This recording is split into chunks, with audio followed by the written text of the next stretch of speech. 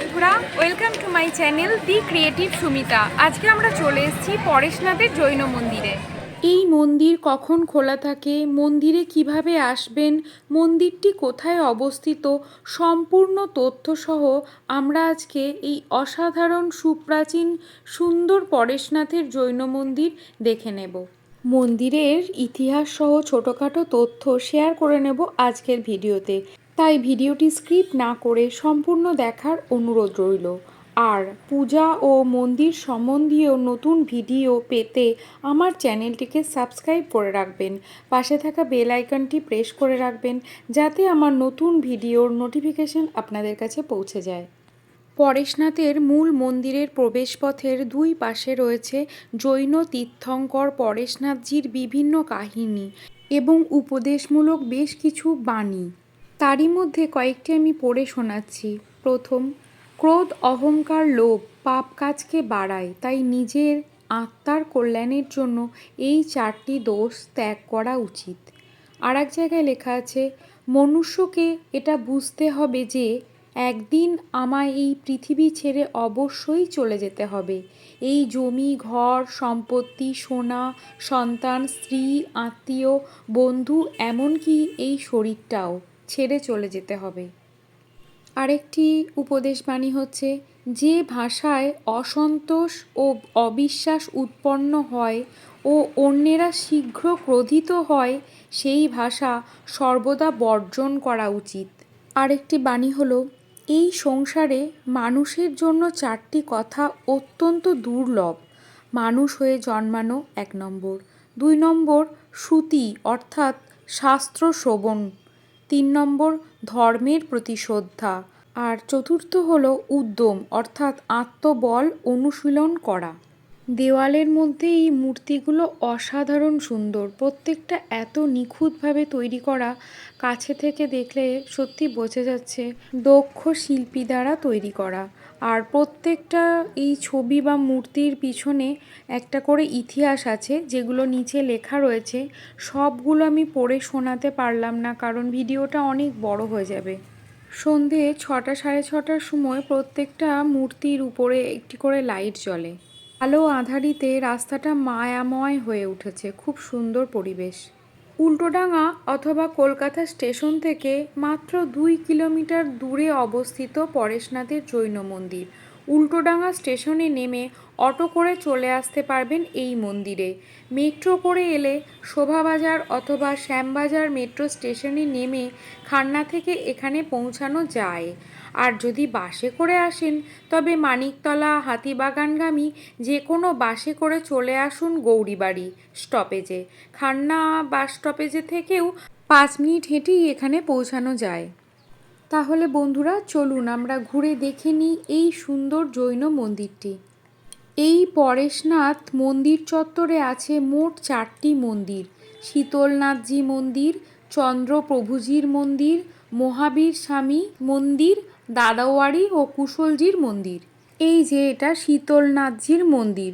মন্দিরের ঠিকানা উত্তর কলকাতার গৌরীবাড়ি এলাকায় বদ্রীদাস টেম্পল স্ট্রিটে অবস্থিত।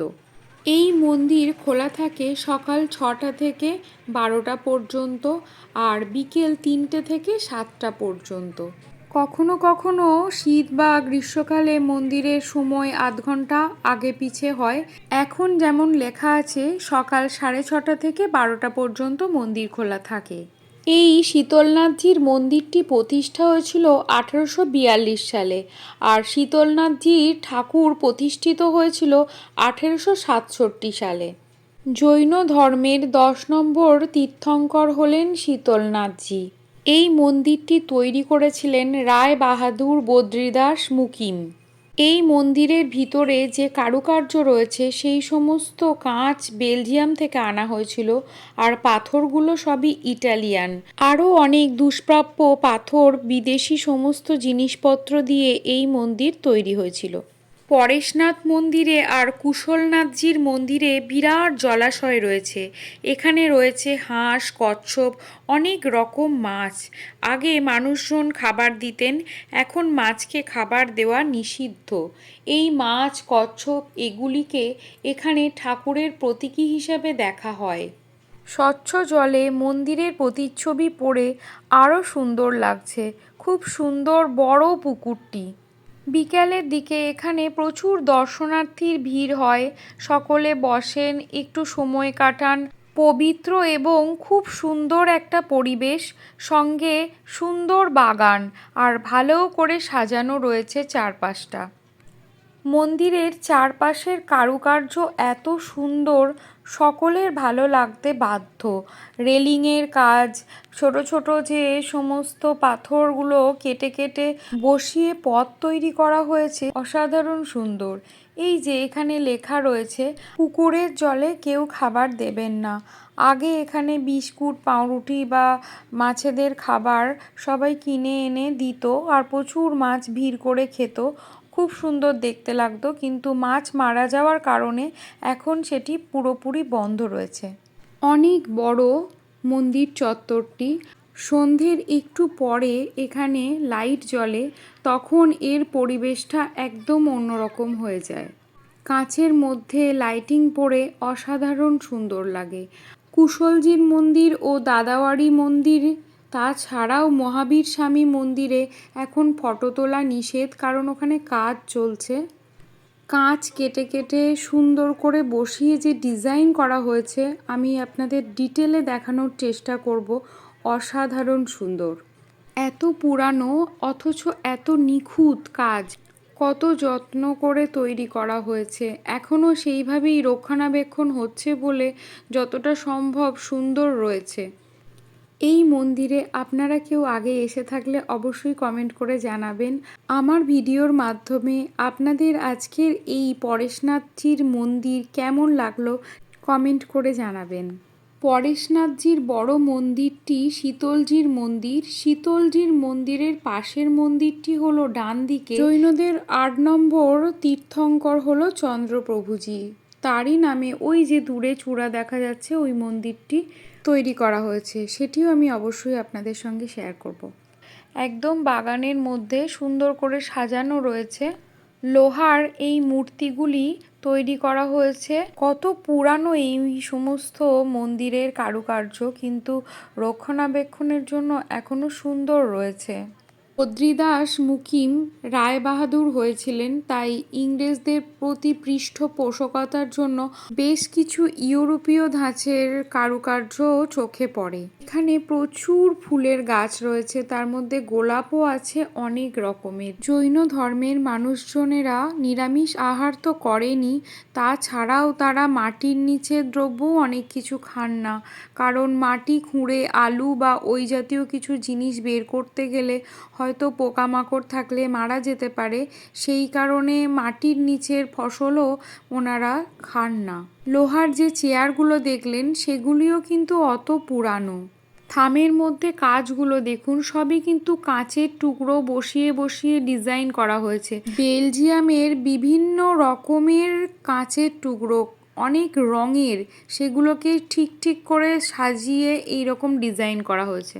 শীতলনাথজির মূল মন্দিরের গেটের দুই পাশে হাতির উপরে চালক সহ এইরকম মূর্তি রয়েছে। মন্দিরের ভিতরে ক্যামেরা অ্যালাউ নেই, তাই আমি ভিতরের ছবি আপনাদের সঙ্গে শেয়ার করতে পারবো না।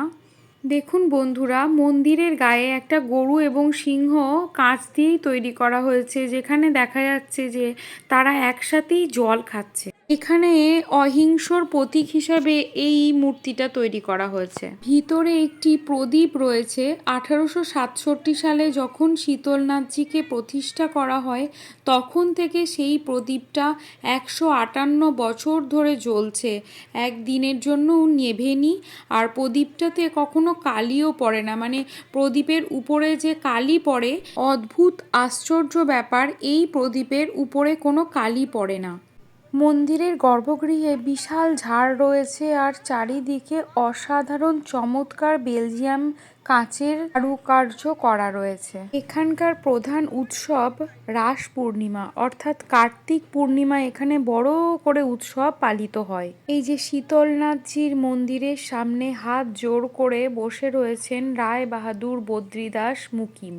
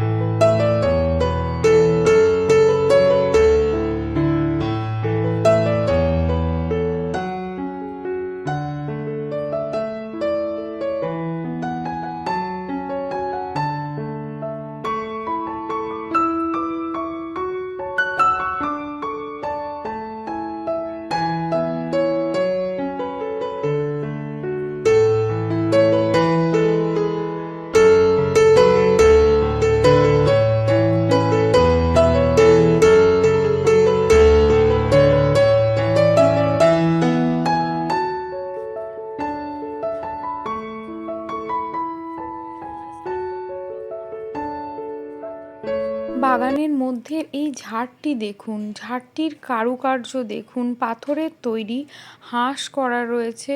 জলের ফোয়ারা যখন হয় সঙ্গে লাইটিং, অসাধারণ সুন্দর লাগে। নিখুঁত কাজ, পাথরকে যেন মনে হচ্ছে মাখনের মতো কেটে এগুলো তৈরি করা হয়েছে।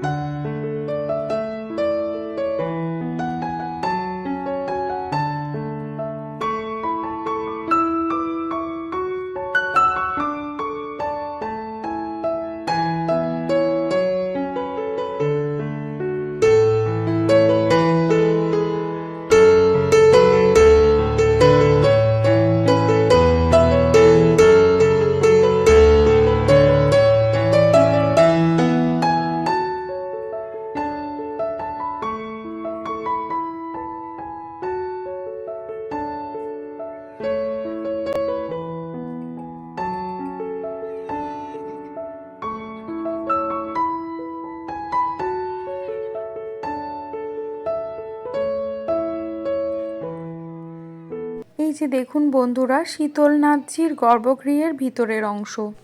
থামের এবং রেলিংয়ের কাজগুলো দেখুন, অসাধারণ। আর ভিতরে কাচের কথা তো আমি আর বলেই বোঝাতে পারছি না যে কতটা সুন্দর, না নিজে চোখে দেখলে বোঝানো যাবে না। এই যে বাইরের দেয়ালের কাজগুলোই দেখুন, রঙিন কাচকে কেটে কেটে টুকরো করে অসাধারণ কাজ করা হয়েছে। আর প্রত্যেকটা কাজের মধ্যে একটা করে চিত্র রয়েছে, এক কথায় অনবদ্য।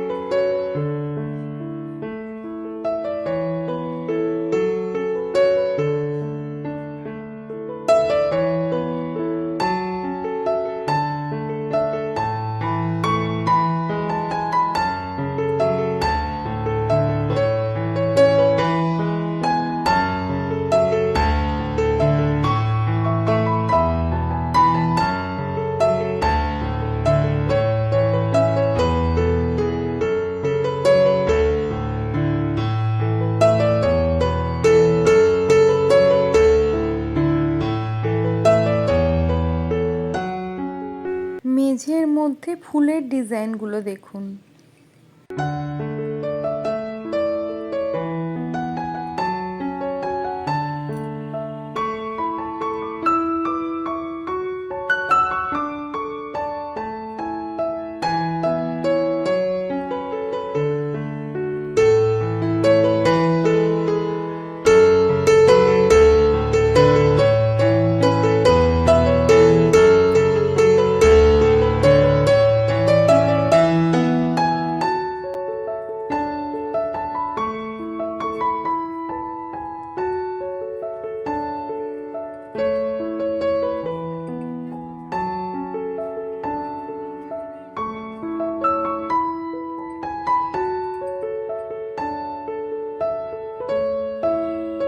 শীতলনাথজি মন্দিরের উপরের অংশ, ভিতরে রূপোর অনেক কাজ করা রয়েছে।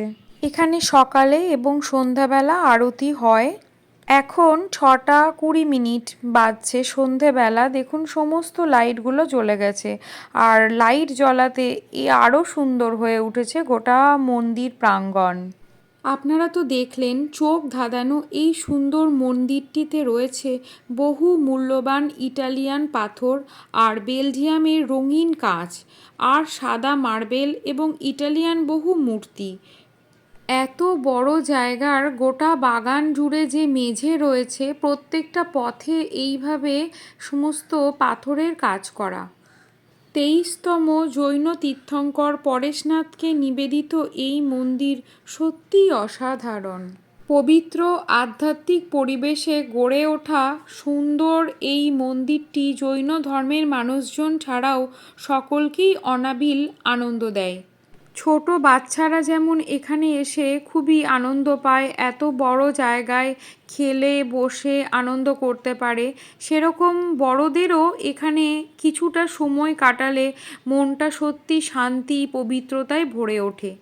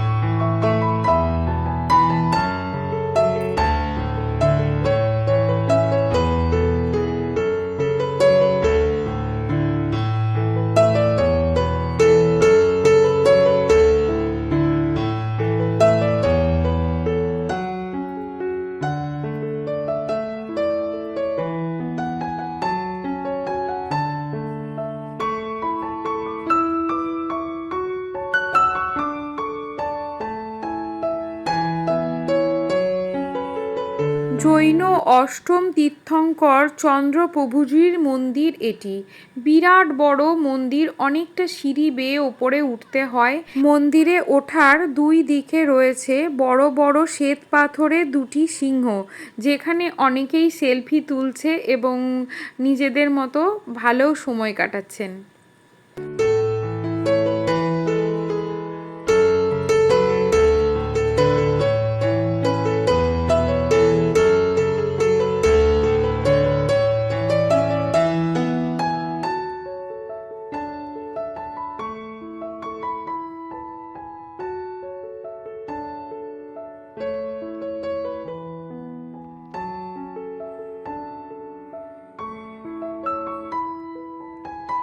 এটি হচ্ছে মহাবীর স্বামী মন্দির। এখানে মহাবীর স্বামীর পাদুকা রয়েছে, অসাধারণ সুন্দর কারুকার্যে পূর্ণ, কিন্তু ভিতরে ক্যামেরা অ্যালাউ নেই, তাই ছবি দেখাতে পারলাম না।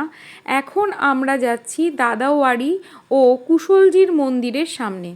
এই যে দেখছেন লাল রঙের মন্দিরটা, যেটা বাউন্ডারি এখন আমরা দেখতে পাচ্ছি, এই মন্দিরটার ভিতরেও বিরাট বড় একটি জলাশয় রয়েছে। দাদাওয়াড়ি আর কুশলজির মন্দির একসাথেই।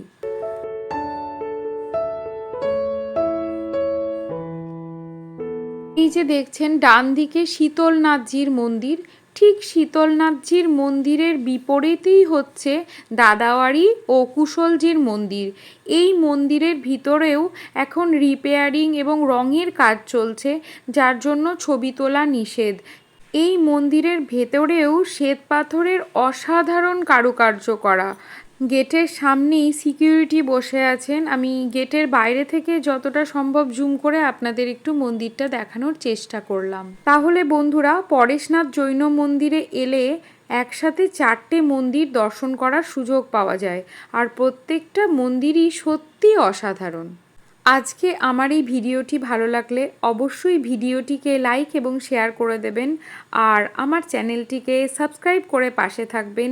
কলকাতার মধ্যেই এত সুন্দর একটা মন্দির দেখে আমারও আজকে মন খুব ভালো হয়ে গেল। সকলে ভালো থাকবেন আর সুস্থ থাকবেন। ভিডিওটি শেষ পর্যন্ত দেখার জন্য অসংখ্য ধন্যবাদ।